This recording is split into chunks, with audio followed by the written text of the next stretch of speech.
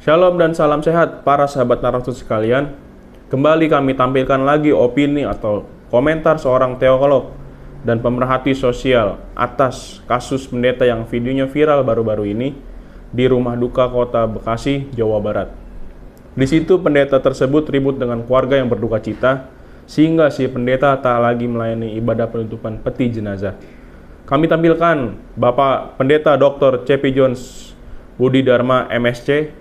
Beliau alumni STT Anugerah Surabaya, seorang dosen teologi dan lulusan S3 atau doktor dari Warner Leadership Institute Malaysia. Langsung saja kita dengar komentarnya atas pendeta yang viral di rumah duka Adian Nasional Kota Bekasi, Jawa Barat itu.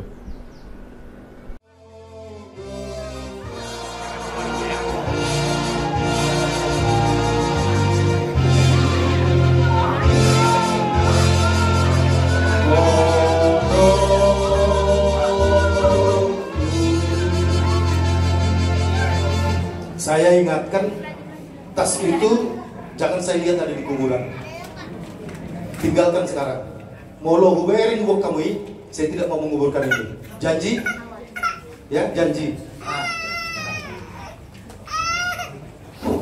Gini Pak Pendeta, kita ngasih itu di dalam, bukannya kita menyembah berhala. Sebentar dulu. Rokok yang dikasih itulah kenangan kemarin. Sebelum meninggalin ibu, dia ngomong anaknya mau sekolah ke Bogor. Mang, tolong tinggalin itu rokok sebungkus ya, seminggu juga harus sini. Bukan yang untuk dirokok, bukan untuk menyembah berhala. Itu hanya untuk menyenangkan yang ngasih. Antum kubur kamu, Pak. Pulang.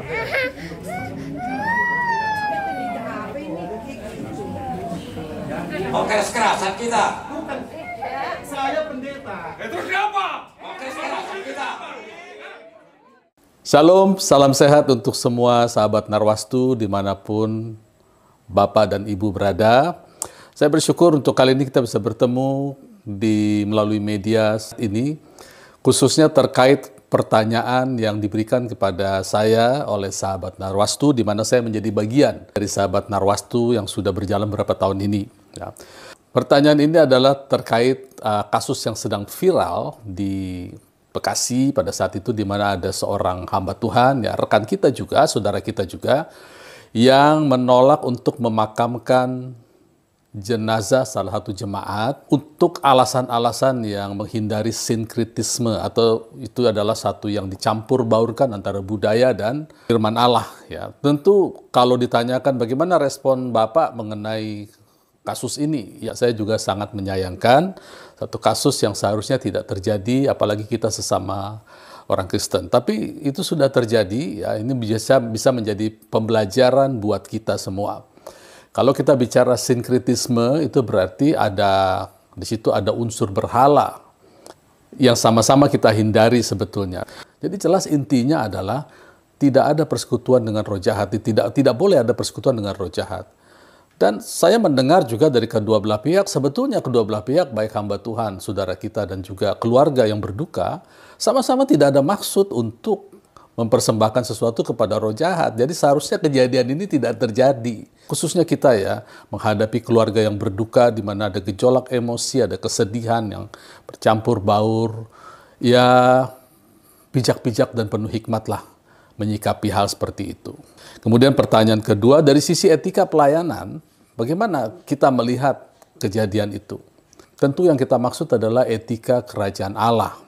Di dalam etika kerajaan Allah, hubungan antara kita dengan sesama itu digambarkan sebagai hubungan antara Kristus dan jemaatnya. Itu ada dua yang utama yang harus dominan di dalam etika kerajaan Allah, yaitu saling mengasihi dan menghormati. Jadi kasih dan hormat, love and respect, itu harus dominan. Jadi dari etika pelayanan seharusnya kita ada rasa kasih dan respect. Nah, bagaimana pada saat kita melihat ada potensi pelanggaran, ada unsur sinkritisme yang kita curigai, gitu ya. Nah, tentu kita harus berdialog seharusnya dengan pihak yang akan kita layani. Dan pada intinya jangan sampai terjadi kita menjudge orang, apalagi dengan perkataan-perkataan yang cukup keras ya. Harusnya kita penuh dengan belas kasihan. Ada di firman Tuhan dikatakan di dalam Yakobus pasal 2 ayat 13, saya akan bacakan. Sebab penghakiman yang tak berbelas kasihan dan berlaku atas orang yang tidak berbelas kasihan. Tetapi belas kasihan akan menang atas penghakiman. Dalam terjemahan lain dikatakan, yang kita dahulukan adalah belas kasihan. Kita ingat cerita pada waktu Tuhan Yesus diperhadapkan kepada wanita yang kedapatan berzina di tengah hari bolong, siang hari. Lalu orang membawa perempuan itu kepada Tuhan Yesus. Tentu sebagai umat Tuhan pada saat itu, mereka menghakimi berdasarkan moral dan etika yang berlaku saat itu. Dan norma hukum yang berlaku saat itu adalah yang tinggi, kudus, dan benar, yaitu hukum Taurat.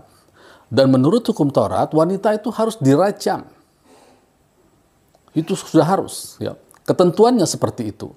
Tapi apa yang Yesus lakukan? Yesus katakan barang siapa yang tidak berdosa, biarlah dia yang dahulu pertama mengambil batu dan melempar kepada wanita itu. Dan satu persatu mereka mundur.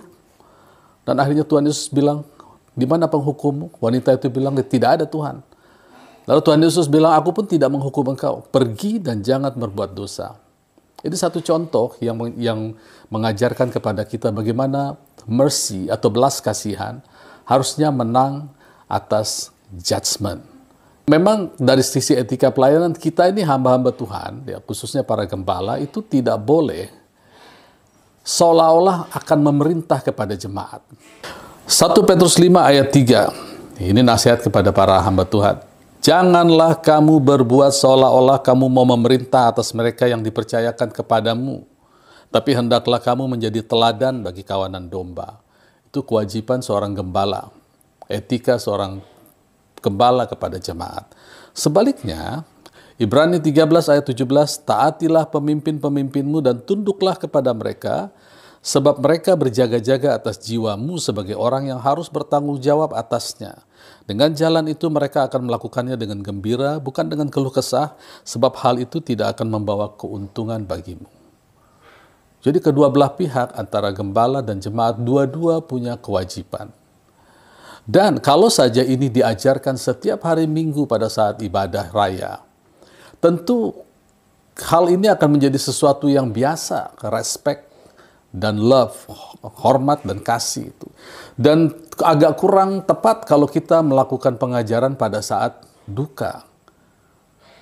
Kurang tepat menurut saya. Bukan saatnya kita untuk mengajar orang pada saat berduka. Di situ saatnya kita berdialog, membagi kasih, saling memperhatikan, perunding apa yang terbaik.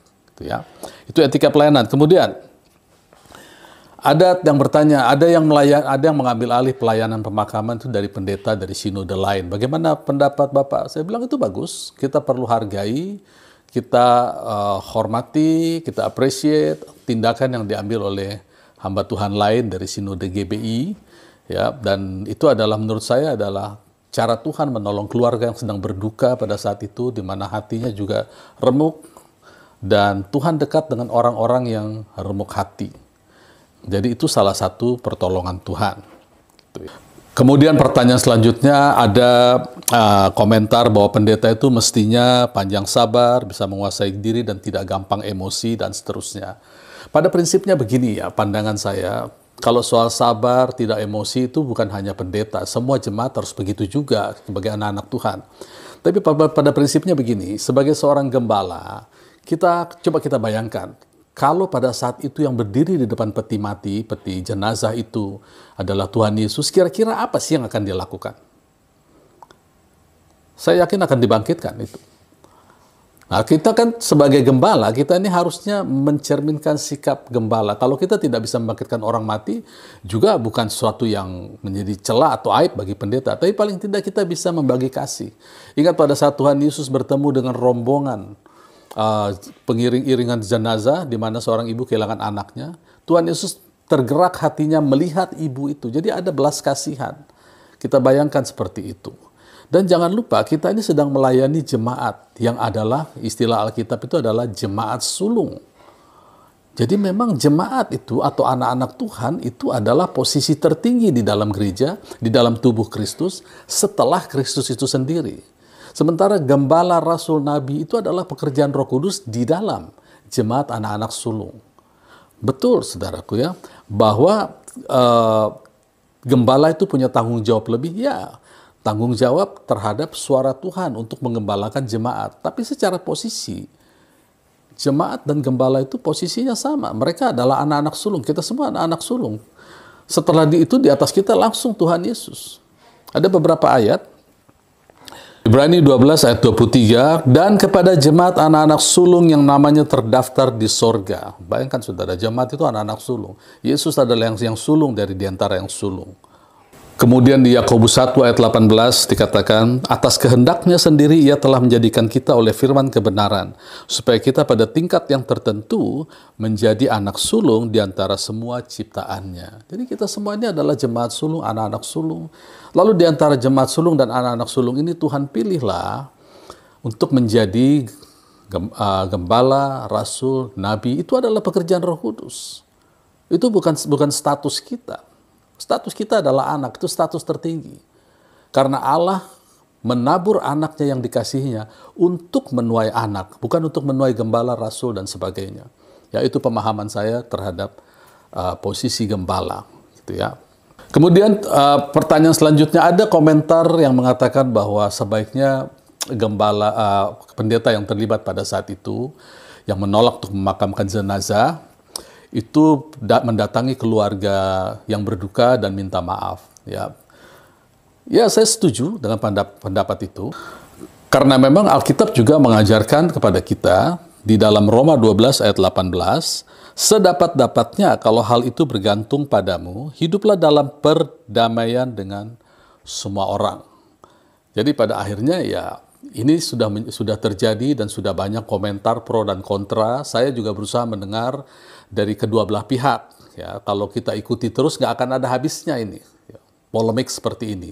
Tapi sudahlah, kita ambil pelajaran dari sini. Prinsip-prinsip firman Tuhan sudah saya bacakan tadi, apa kata firman Tuhan. Dan semoga ini menjadi berkat bagi kita semua.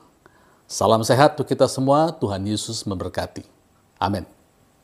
Oke para sahabat Terwastu, itulah opini atau komentar dari Bapak Pendeta Dr. C.P. Jones Budi Dharma MSc. Kiranya kita semua selalu diberkati Tuhan. Kami tetap mengingatkan kepada para sahabat Narwastu untuk mendukung, mensupport channel Manjar Narwastu dengan mensubscribe, men-like video, men-komen, dan men-share.